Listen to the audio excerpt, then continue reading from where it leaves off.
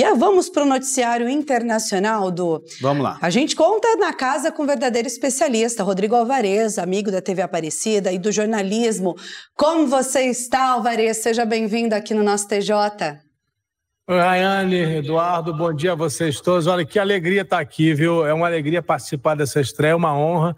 Acompanhei a gênese desse projeto e com muito orgulho estou aqui vendo que ele já é um sucesso, já é um grande programa e espero participar mais vezes com vocês. E é muito bom tê-lo aqui, viu, Rodrigo? Um abraço para você, um abraço grande, e você não poderia faltar nesse programa de reestreia, digamos assim, do TJ Aparecida. Sai só da hora do almoço, vai para a tarde. A gente está convidando todo mundo para tomar um café com a gente também.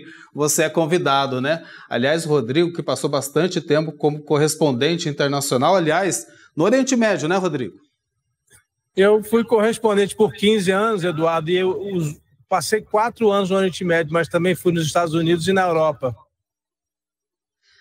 Pois é, a gente acompanha, né, o noticiário internacional. Israel continua ignorando, né, o Alvarez, os apelos da comunidade internacional, se mantém na ofensiva militar na faixa de Gaza com o objetivo de assumir o controle total do território palestino. Hoje, ataques aéreos deixaram dezenas de mortos em uma escola que servia de abrigo para refugiados. A gente tem um VT, queria que você acompanhasse aqui com a gente. Ao todo, 52 palestinos morreram em ataques israelenses nesta segunda-feira, de acordo com a Defesa Civil de Gaza. 36 estavam em uma escola que abrigava pessoas deslocadas. Dezenas ficaram feridas. Entre as vítimas, mulheres e crianças. As imagens que circularam nas redes sociais e que foram divulgadas pela agência de notícias Reuters voltaram a chocar o mundo. A escola fica no bairro de Daraj, na cidade de Gaza. Mais uma vez, o exército israelense justificou o ataque, dizendo que se tratava de um centro de controle do Hamas, usado para planejar e realizar ações terroristas contra civis e tropas. Apesar da crescente pressão internacional que levou Israel a suspender o bloqueio à entrada de ajuda humanitária, o governo do primeiro-ministro Benjamin Netanyahu intensificou suas operações em Gaza. Alega que está buscando eliminar as capacidades militares e governamentais do grupo terrorista e trazer de volta os reféns restantes, que foram levados pelos extremistas em outubro de 2023.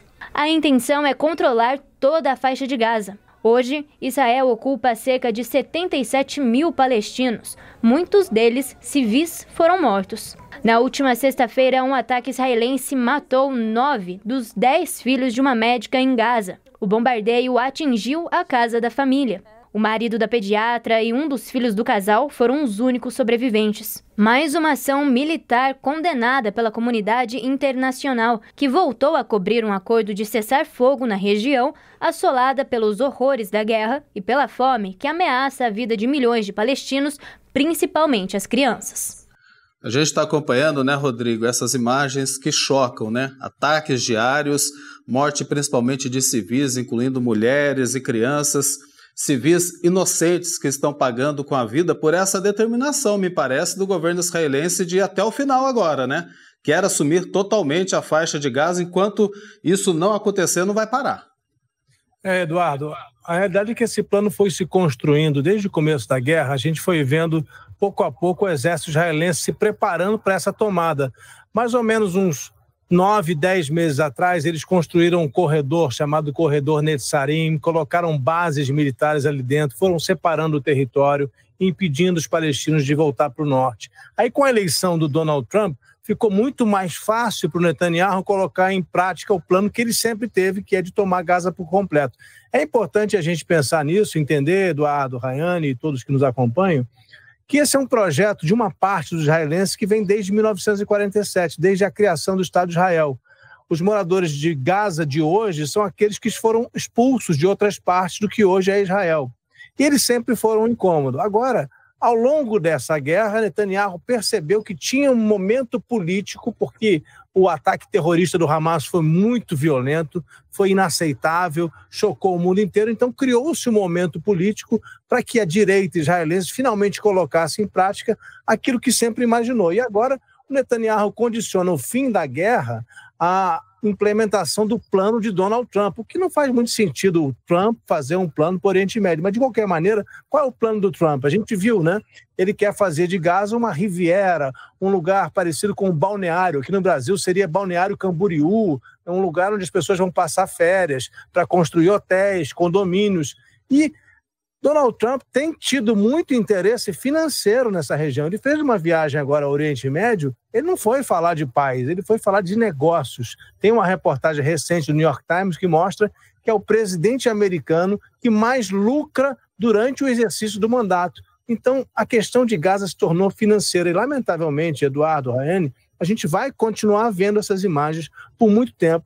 Destruição de escolas, destruição de hospitais, inclusive da igreja, né? A gente lembra que o Papa Francisco, até o dia em que ele morreu, ele continuava telefonando para a igreja que existe em Gaza. É uma igreja que eu já visitei algumas vezes, que é a única que existe em Gaza. Eu agora nem sei te dizer se existe ou existia, porque era o Papa que nos dava notícias dela e ela estava sendo atacada, tinha sido atacada algumas vezes. Então, infelizmente, o que a gente deve ver é mais guerra e daqui a pouco uma ocupação. Israel, como vocês já colocaram na reportagem, tem um plano agora de que os palestinos saiam de lá. Para onde eles vão? Não vai ser para o Egito, que o Egito não aceita, não vai ser para a Jordânia, que o país é pobre e não tem condição de receber. Vai ser para onde? É uma dizimação da população que vai acontecer? Pela fome vão matar 2 milhões de pessoas? Tem uma catástrofe a caminho. É isso mesmo, essa catástrofe está longe do fim, né? Alvarez, a gente tem um outro material que eu queria que você falasse também, que outro conflito que parece distante de uma solução pacífica é o da Ucrânia, né? Hoje, depois de mais de um fim de semana de ataques lançados por Moscou, o presidente dos Estados Unidos, que negocia um acordo de paz, reagiu e afirmou que o líder russo está completamente louco. Essas foram as palavras de Donald Trump. A gente vai exibir aqui para você acompanhar. Sempre tive um ótimo relacionamento com Vladimir Putin, da Rússia, mas algo aconteceu com ele. Ele ficou completamente louco, escreveu Trump em seu perfil na rede social. O presidente americano lembrou ainda que sempre disse que o líder russo quer toda a Ucrânia, não apenas um pedaço dela, e completou: talvez isso esteja se provando certo, mas se ele fizer isso, levará à ruína da Rússia. Trump também afirmou que Putin está matando desnecessariamente muitas pessoas, advertindo que as vítimas dos bombardeios russos não são apenas soldados.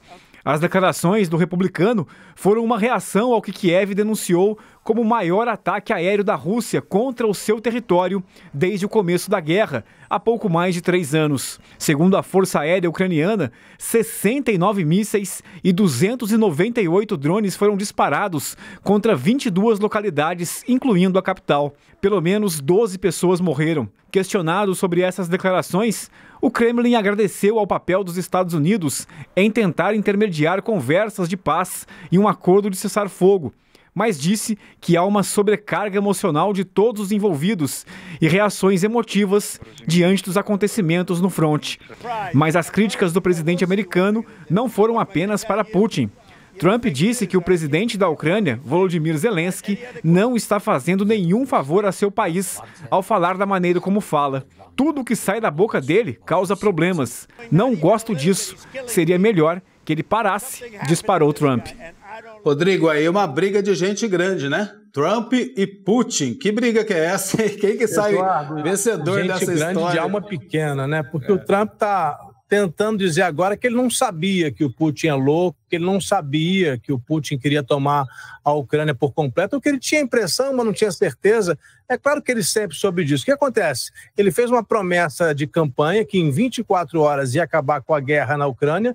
Não acabou, obviamente não conseguiu absolutamente nada, ele fracassou, é um grande fracasso para o Trump, e ele está dizendo que agora o Putin ficou louco. Na verdade, ele sempre soube disso, mas percebeu que não vai conseguir absolutamente nada, que o Putin é politicamente muito mais inteligente do que ele, inclusive um negociador muito melhor do que ele, e que o objetivo do Putin é continuar a guerra, assim como Israel quer tomar Gaza por completo. O objetivo final do Putin é a Ucrânia por completo, como na época do Império Russo, estamos falando de séculos atrás.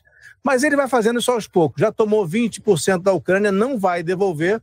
Trump, que tinha algum poder para isso, não vai fazer absolutamente nada. A Europa não tem força, ao contrário, está ali no meio e pode ser a próxima vítima. Então, Infelizmente, tem mais guerra no horizonte, nenhuma perspectiva de terminar por enquanto. E, bom, não é da boca do Zelensky que sai, como é que ele disse? Que tudo que sai da boca dele causa problema. É da boca do Trump que saem coisas que causam problemas. Agora ele resolveu sair desse assunto e vai deixar por conta de quem? A Europa não tem muito o que fazer. Então, de novo, Rayane, Eduardo, a gente vai continuar vendo duas guerras muito cruéis sem a menor perspectiva de terminar. Inclusive, né, Rodrigo, representante dos Estados Unidos nessa negociação para tentar chegar a um acordo de paz entre a Rússia e a Ucrânia, ele apresentou sua proposta hoje e, pelo visto, não deu muita coisa não, viu? E não vai dar, né? Como você tem falado... Não tem interesse. Enquanto não tiver interesse, não tem paz. Exatamente. Meu amigo, muito obrigado pela participação. Poxa vida, a gente precisa ter você sempre aqui para poder fazer essa análise internacional, para que o povo de casa possa compreender muito, né, do que está acontecendo nesse mundo de muita guerra, de muito conflito. Muito obrigado. E para outros assuntos, claro, né? Parabéns para vocês pelo programa. Eu já entendi que está no horário novo, mas ele mudou também, né? Vocês estão trazendo uma alternativa. É um horário em que as pessoas normalmente estão falando de violência.